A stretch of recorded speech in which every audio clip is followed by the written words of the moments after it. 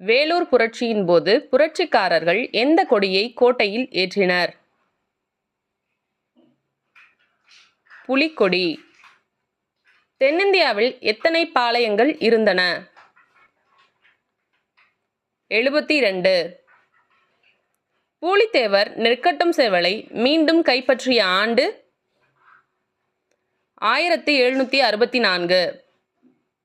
வேலூர் புரட்சிக்கு பின் திப்புவின் மகன்கள் எங்கு அனுப்பப்பட்டனர்? கல்கத்தா.